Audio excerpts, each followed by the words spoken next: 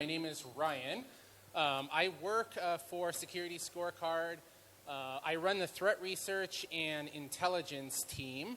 And so today we're actually going to talk a little bit about something called tracking adversaries through signals intelligence. So we're going to kind of talk about a couple of topics here. So we're going to talk about what is passive SIGINT.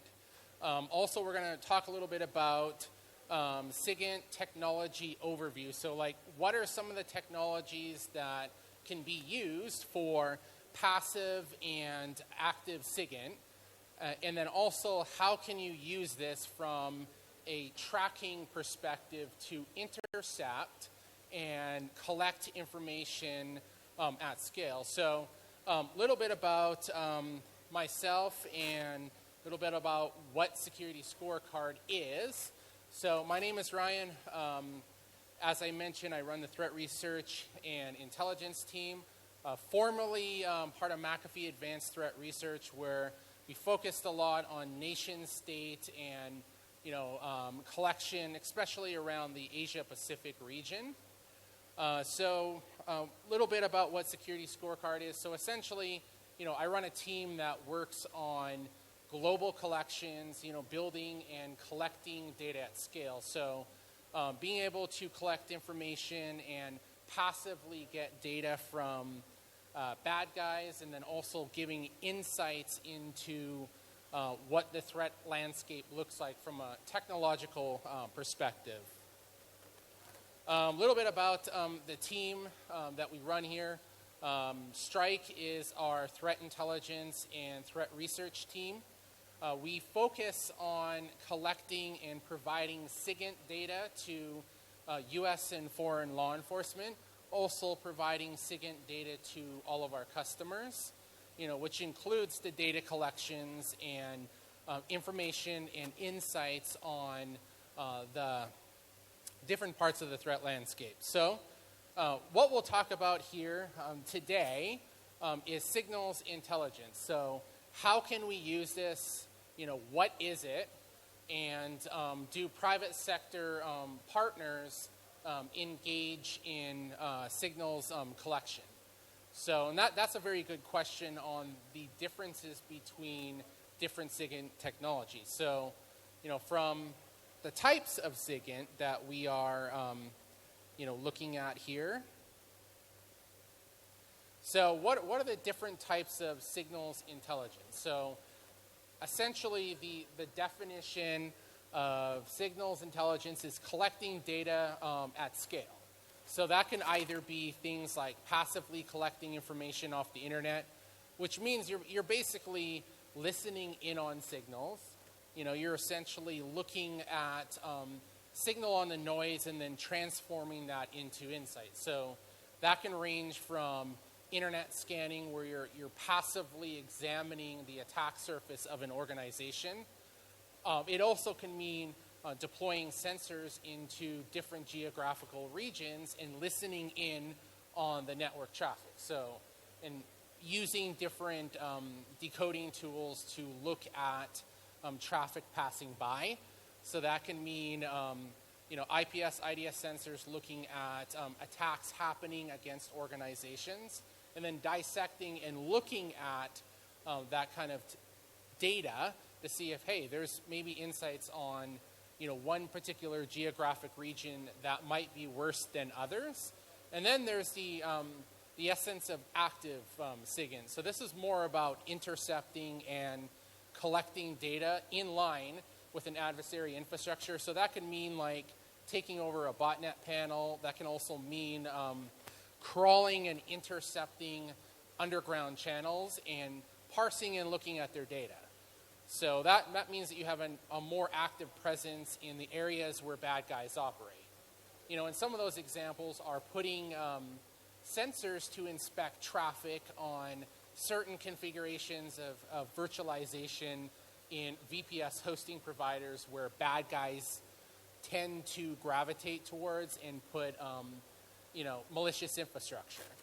So that can range from some bad guy putting a VPS to host some version of Gauzy or some version of some malicious implant and then intercepting that traffic as it connects to victims or it connects to other command and control, and just the traffic in general. So, some open source tools that we use in our own collections, which I'll go into a little bit later, is Suricata to essentially put and create custom configured passive sensors that are deployed in particular geographic regions that have high interest.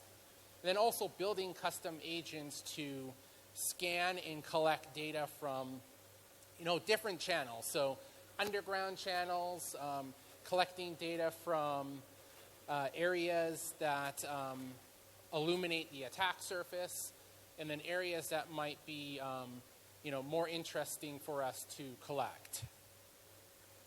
So essentially, more about what is passive SIGINT.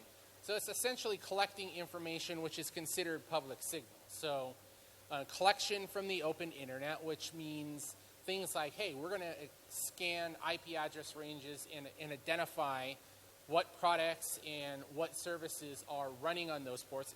Think of Shodan, think of things like Census, right?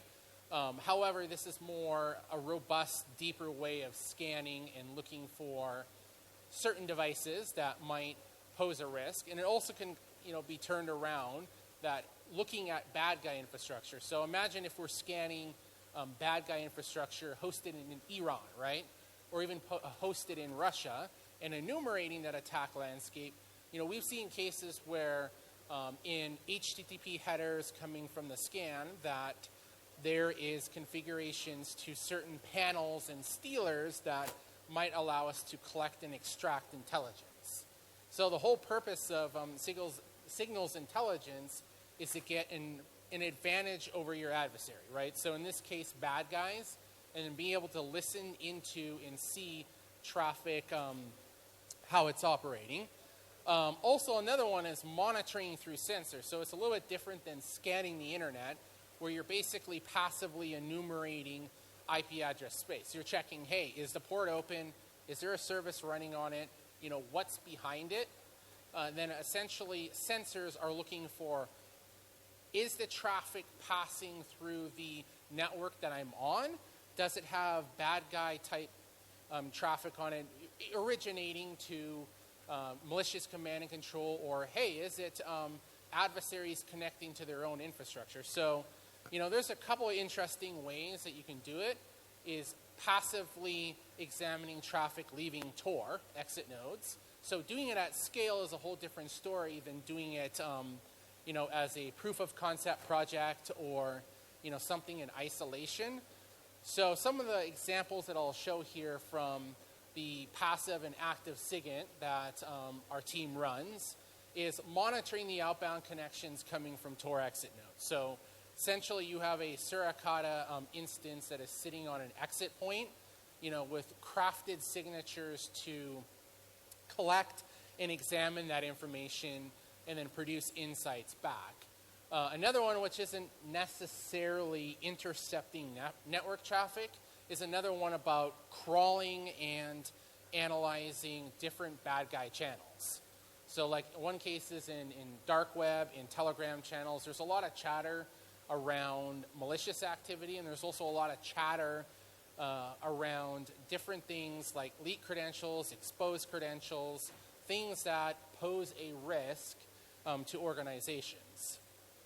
So when we actually break it down technologically, how would you do this at scale? Like I can set up a machine right now and monitor outbound traffic coming from an exit node. How do you do it across the world, and how do you do it at scale and collect this information dynamically? So, one of the things that we have been working on actually for the last couple of years, which is essentially a streaming SIGINT pipeline that has a number of customly built agents that uses Kafka, Apache Kafka as a backplane.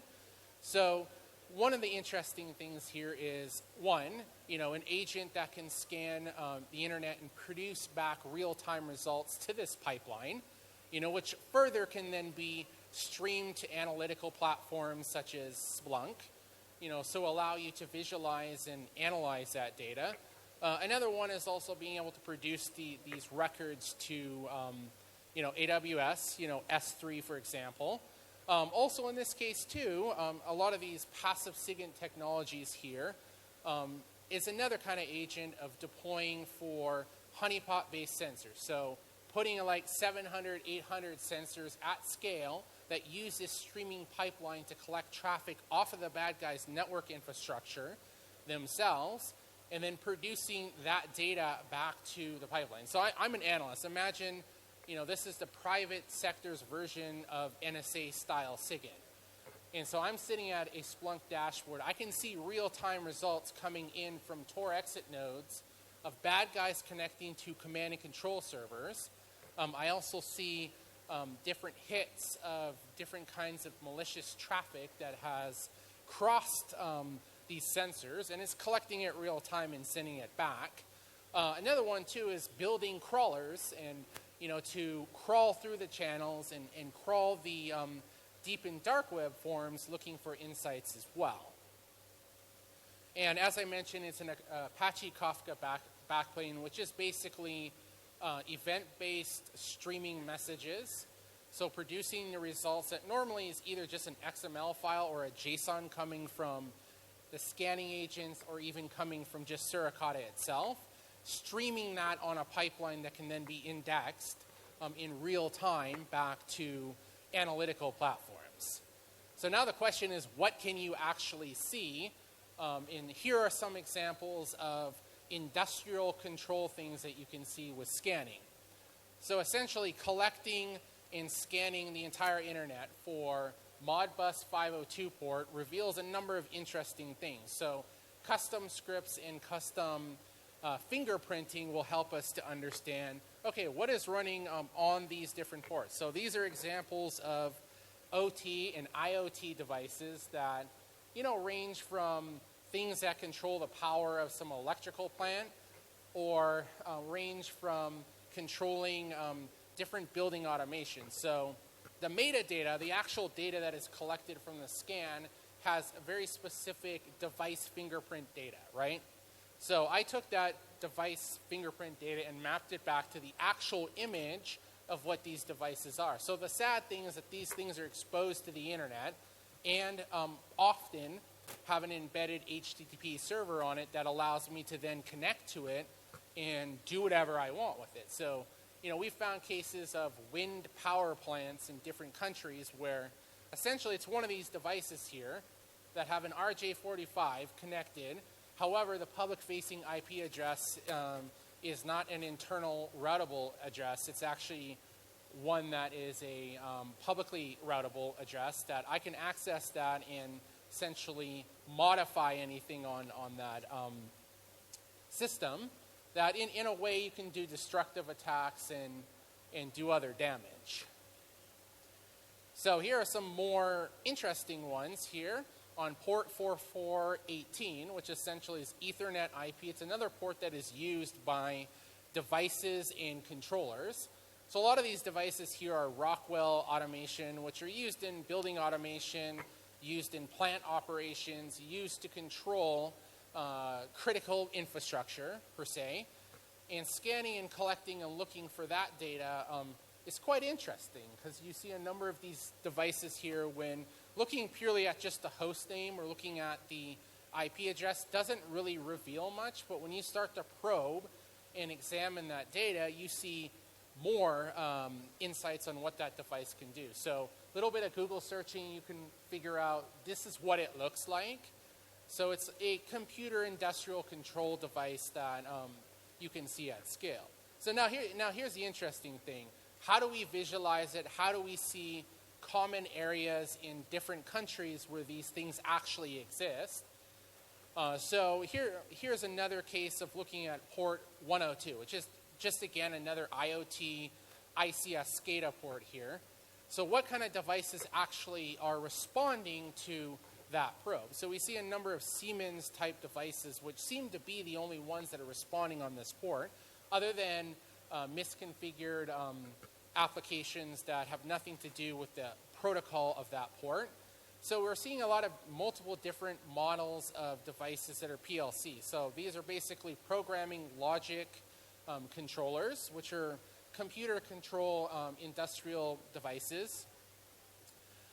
In addition, we're also seeing things that are represented in critical infrastructure. So it's critical that you see these devices here and understand where they exist and does it actually live on a company network that you're interested in either protecting. Now, keep in mind, the bad guy can also see this too. The bad guy has the ability to enumerate and use scan information to figure out what to attack.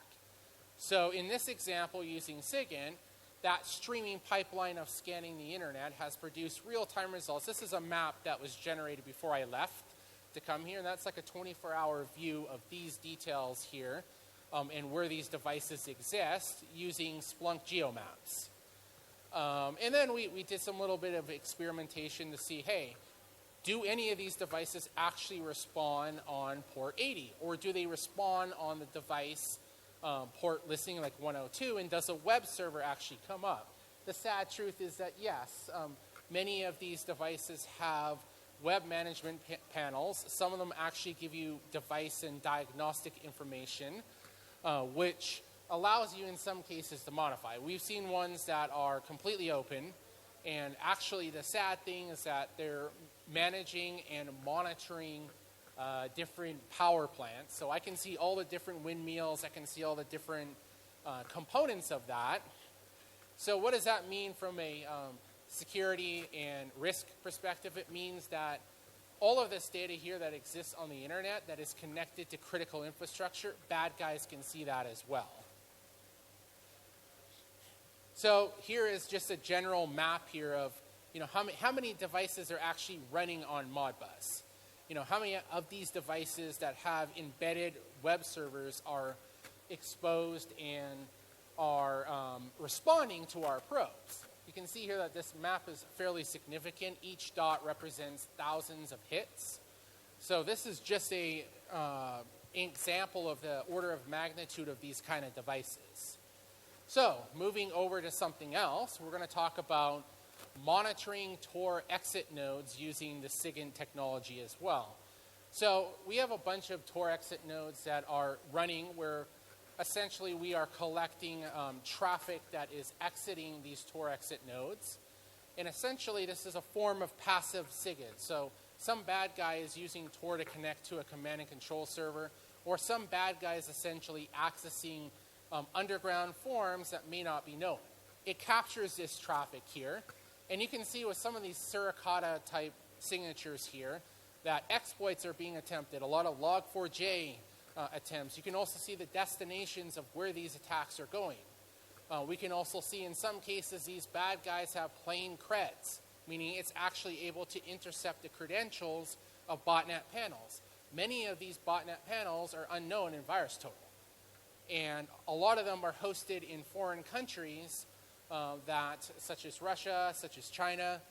However, we've seen a number of cases where it's transmitting the credentials in plain text. From a SIGINT operator's perspective, an offensive cyber, I could go and access those panels and extract all the logs. So that is one example of looking for that and understand malicious outbound traffic. So in this example, we see many different CVEs being exploited, different botnets that are operating and exiting through this network. So what does this actually look like? So this is just a generic map of all traffic leaving these exit nodes here in a 24-hour period.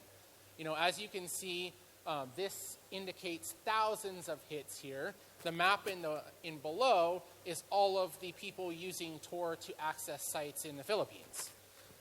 So this is a global monitoring of Tor exit nodes, dropping Tor exit nodes in various VPSs around the world, and essentially monitoring that traffic and feeding it back into an analytical platform real time.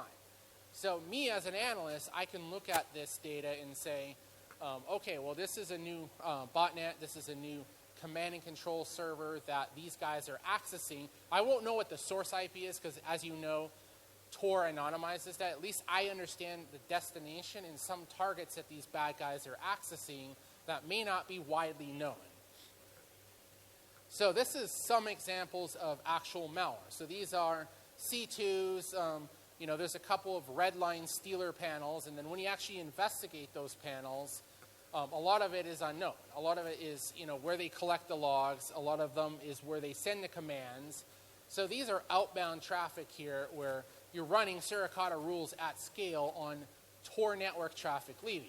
So you see malware that is using Tor to beacon out. You also see visibility into activity of bad guy infrastructure. So if we're tracking and if we're looking for where these guys are actually accessing and what panels and what are the actual URLs of that, we're capturing this dynamically exiting Tor. And then we're piping it back into an analytical platform where I can see results 20 minutes ago, based on where the traffic is coming. So this is this real live SIGINT. And these examples go on and on and on of some of the things that we can actually collect here. So here are examples of LokiBot panels that these guys are accessing.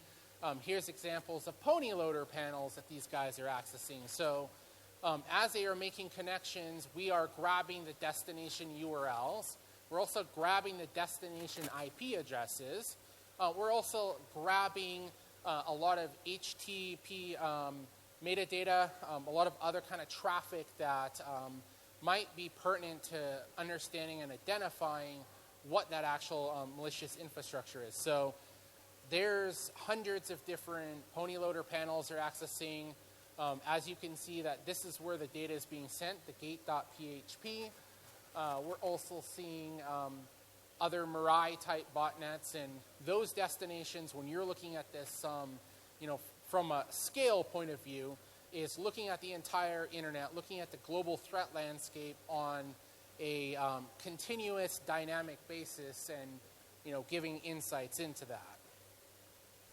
So, moving a little bit away from network interception and traffic interception, we're going to talk about living in bad guy channels and living in private group chat and developing technologies to crawl this and produce the same kind of insight. So we have a crawler here that lives in channels, and essentially what this thing does is it is looking for stealer dumps, right? And these stealer dumps are RAR archives, which are the extraction from Redline, Meta, Vidar, Stealer. And what we're doing is that we're dynamically parsing these files and extracting the information there. So that is results streamed real-time back to Splunk. So we get about 1.2 million different unique credentials in a 24-hour period extracted from over 100 different channels. And we're, again, also using the Telegram bot API, but the backplane is Kafka. So we're producing a JSONified data from parsing these different log files and putting that back on the stream. So as an analyst, I can log into our backend platform and see this data coming in live. So if I'm trying to track and figure out, hey, is there a active compromise at a large organization or a precursor to a breach, I can check this and see if, hey, are there any credentials being exposed? Are these botnets showing the data in there? So it's a real-time thing. So it runs every 2 minutes, and it's collecting this traffic, parsing it, and sending it back. For this example here, in the last 7 days, I checked, there's about 6,000 unique Philippine domains. And these are some of the examples here of Philippine usernames that have been collected and then essentially exist in these bad guy logs. And so we're streaming this back and we're collecting this, and ultimately, all of this data here is used to, power, Security Scorecard's SIGINT technology. So as you might have learned over at the booth there, we do security risk management and essentially give letter grade scores to every company on the planet, essentially, from a cyber risk and cyber hygiene perspective. So all these technologies here play a contribution into that kind of collection. And the last two slides I'm going to show are some more examples of what you actually can find when you scan and look at this stuff in scale. So the key here is looking at this stuff at scale versus looking at it in isolation. So if you're collecting billions of data points on a daily basis, you can see a holistic picture by looking across all these different Splunk indexes or looking across all of these different pipelines, and it provides something very interesting. So Mirai and Mirai botnet detection. So can you actually see that? Yes, we can actually see connections from different nodes to Mirai botnet panels. We can also navigate to those different URLs and see that they're hosting binaries on there as well. Often, many of these are unknown and have no reputation, and allows us to collect this data at scale. Second, allows us to see live code that is being hosted as a destination, because most of these pieces of data that are transiting through the SIGINT network is grabbing files to run on routers, grabbing files to run on different systems like ARM systems, different embedded computing systems. So I know exactly where these guys are hosting it. I also can see from a geographical mapping, how many actual destination and Mirai botnet nodes exist. In one single query, in one single command, it collects from all of the sensors here and brings that data into a pretty visualization that you see here. An example I just wanted to show, in neighboring APAC country, Japan, and some of the different devices and Mirai botnets that we see there as well. So in the last 30 days, when we last run this, we're getting about 7,000 unique source IPs that are happening. And then also we're seeing many different URLs that are hosting these things. And last but not least, we're going to talk about, can we actually see mobile devices? So is it device fingerprinting that we use? Can we see different mobile devices? So through the sensor observations, we can see different metadata that belongs to these two devices here, which are Japanese phones.